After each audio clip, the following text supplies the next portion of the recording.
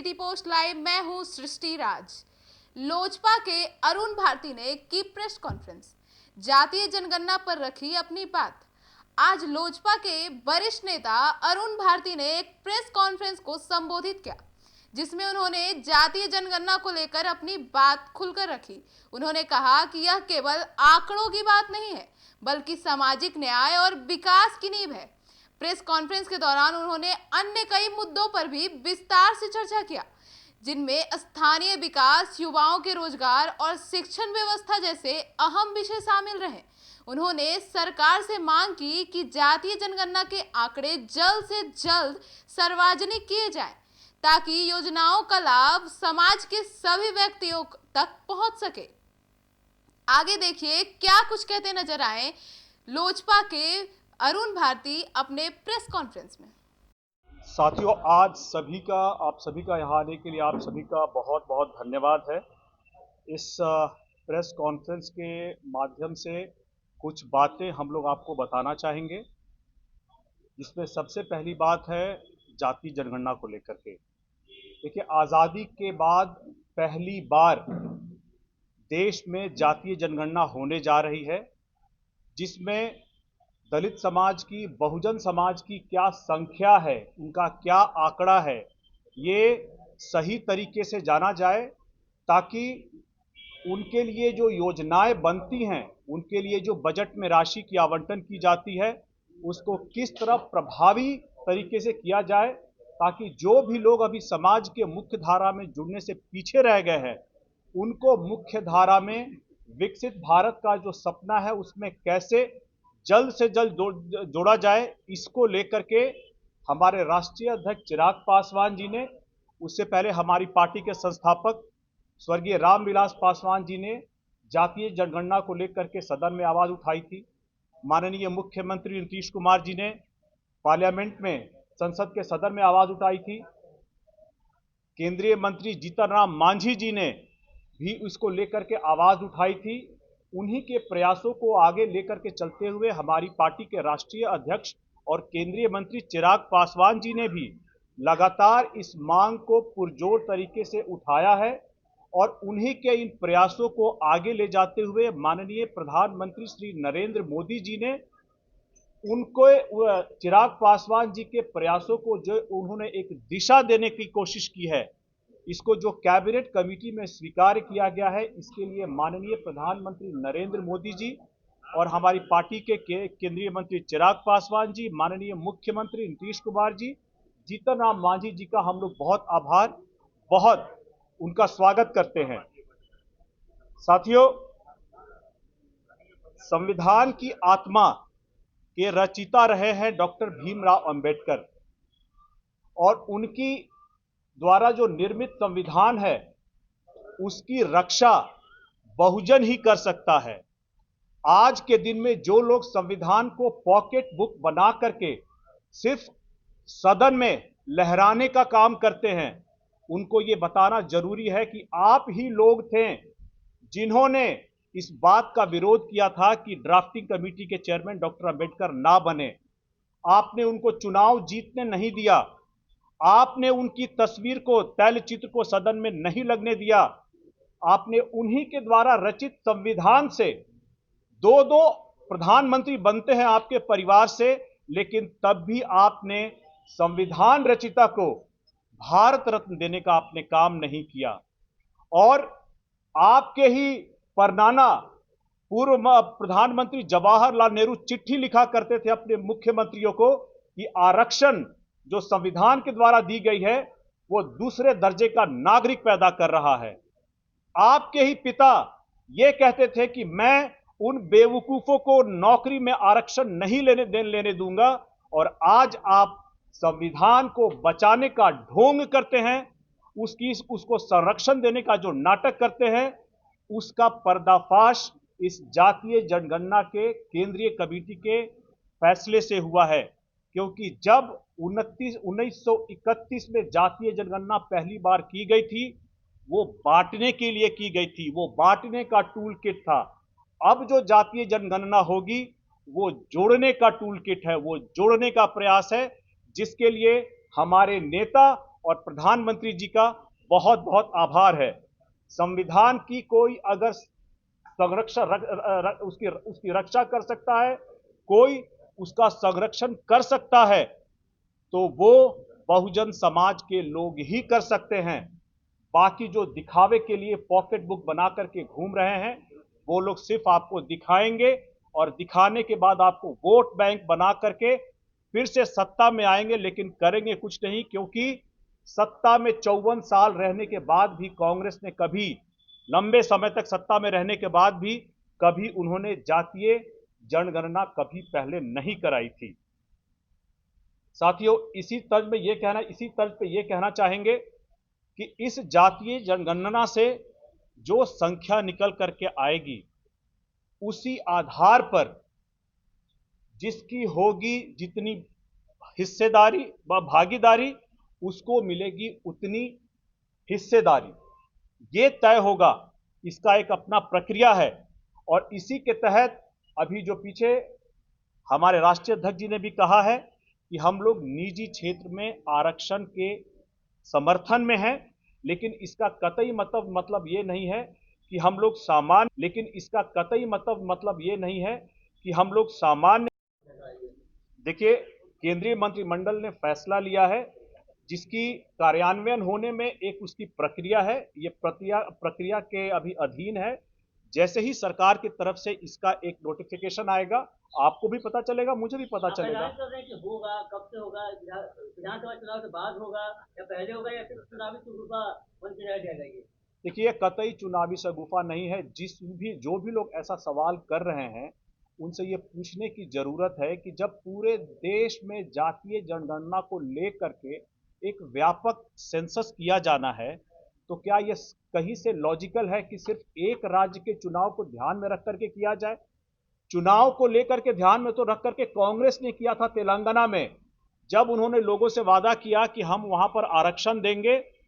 उन्होंने बिल ला करके पारित कर दिया है तेलंगाना के विधानसभा में, लेकिन उसका नोटिफिकेशन आज तक नहीं हुआ है, धरातल पर आज तक नहीं उतरा है, जनता को उसका फायदा आज तक नहीं हो रहा है, क्योंकि उन्होंने एक धूल झोंकने का काम किया। जनता में यह खबर फैलाई कि हमने बिल को केंद्रीय सरकार को भेजा है ताकि संविधान की 9वीं अनुसूची में उसको डाला जाए, जो कि तेलंगाना की जनता की आंखों में धूल झोंकना और उनको झूठ बोलने के बराबर है।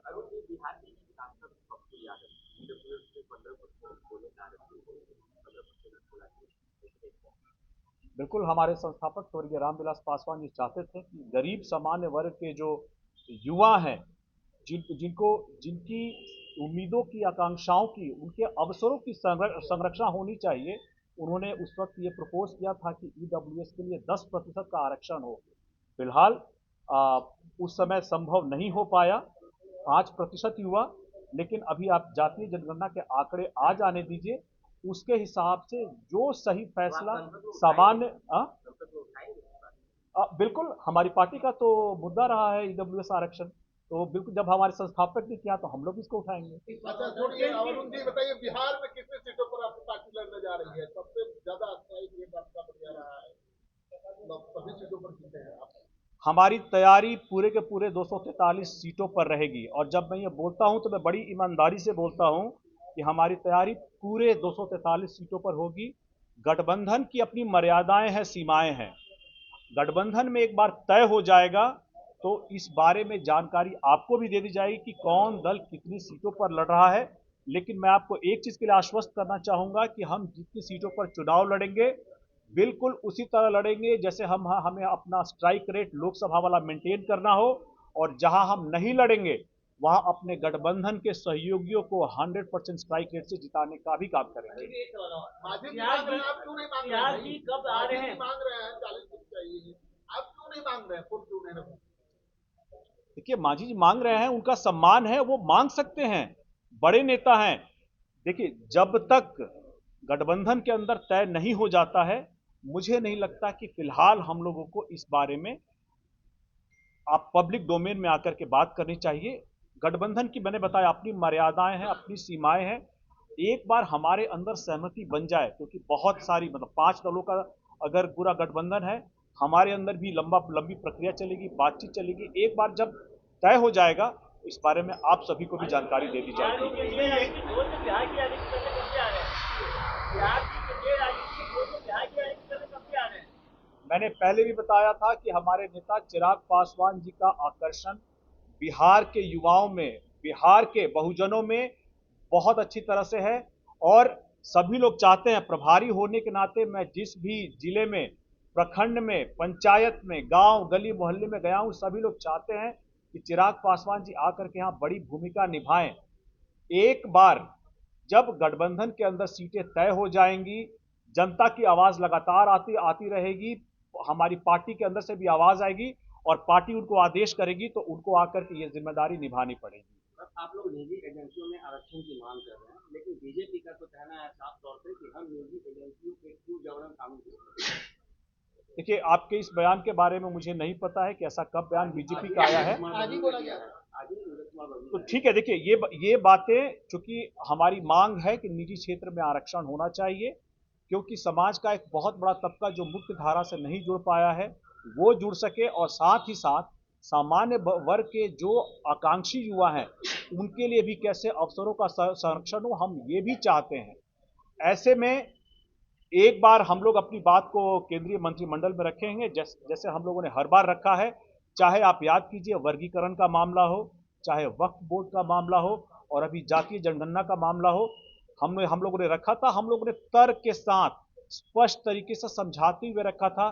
जब आप किसी चीज को लॉजिक के साथ बात करते हैं तो प्रधानमंत्री जी भी उन बातों को सुनते हैं। आपने कई अवसरों पे इन चीजों को साकार होते हुए देखा है।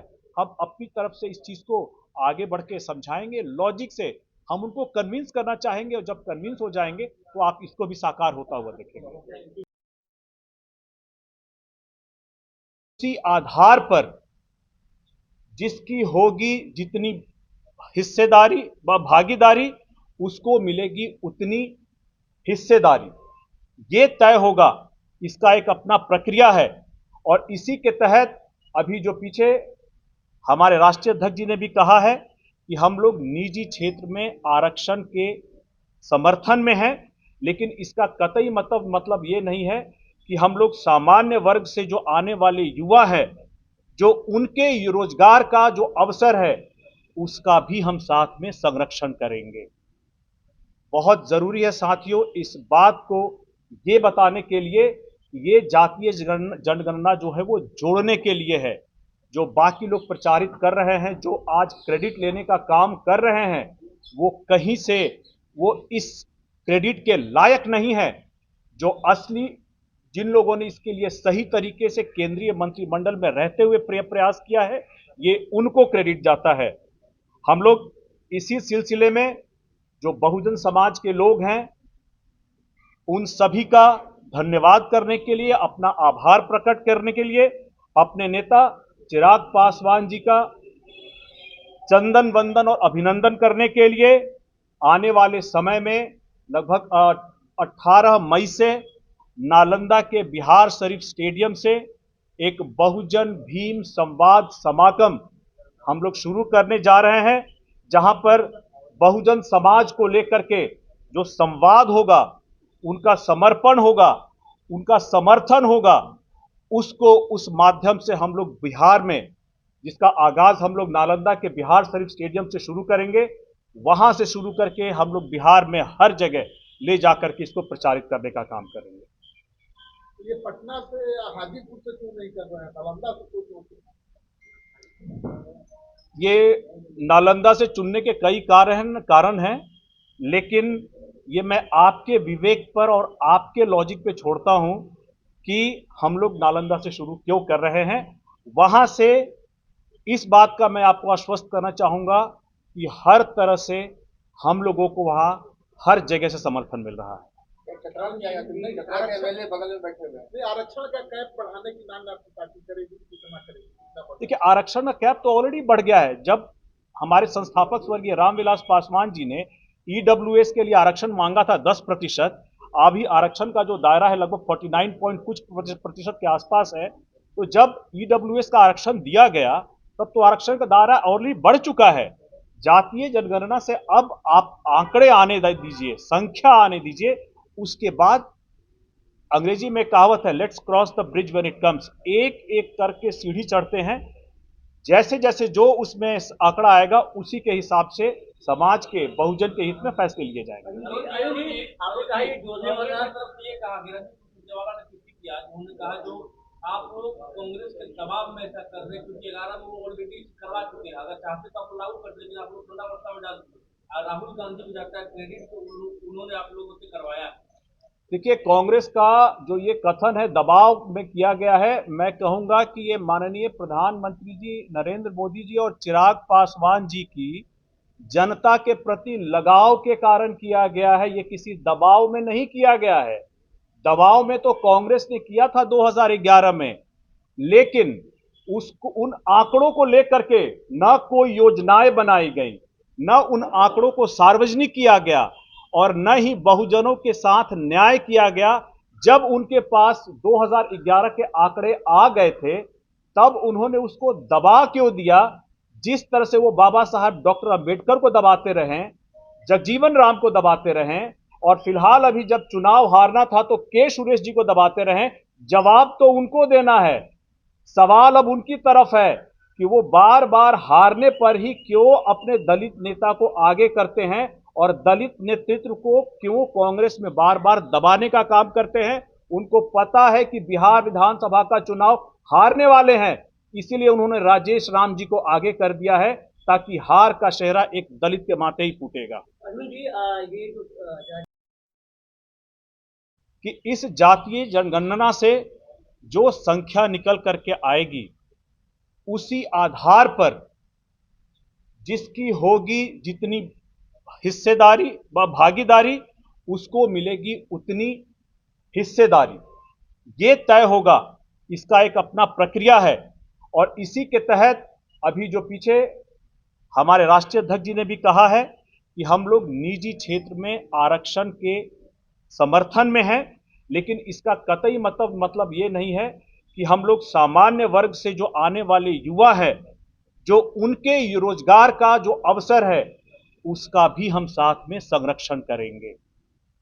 बहुत जरूरी है साथियों इस बात को ये बताने के लिए, ये जातीय जनगणना जो है वो जोड़ने के लिए है।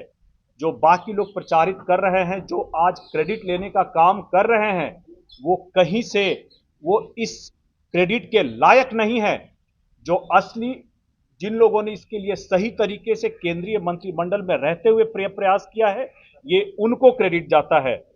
हम लोग इसी सिलसिले में जो बहुजन समाज के लोग हैं उन सभी का धन्यवाद करने के लिए, अपना आभार प्रकट करने के लिए, अपने नेता चिराग पासवान जी का चंदन वंदन और अभिनंदन करने के लिए आने वाले समय में लगभग 18 मई से नालंदा के बिहार शरीफ स्टेडियम से एक बहुजन भीम संवाद समागम हम लोग शुरू करने जा रहे हैं, जहां पर बहुजन समाज को लेकर के जो संवाद होगा, उनका समर्पण होगा, उनका समर्थन होगा, उसको उस माध्यम से हम लोग बिहार में, जिसका आगाज हम लोग नालंदा के बिहार शरीफ स्टेडियम से शुरू करेंगे, वहां से शुरू करके हम लोग बिहार में हर जगह ले जाकर के इसको प्रचारित करने का काम करेंगे। ये पटना से या हाजीपुर से क्यों नहीं कर रहे हैं, नालंदा से क्यों? ये नालंदा से चुनने के कई कारण हैं, लेकिन ये मैं आपके विवेक पर और आपके लॉजिक पे छोड़ता हूं कि हम लोग नालंदा से शुरू क्यों कर रहे हैं।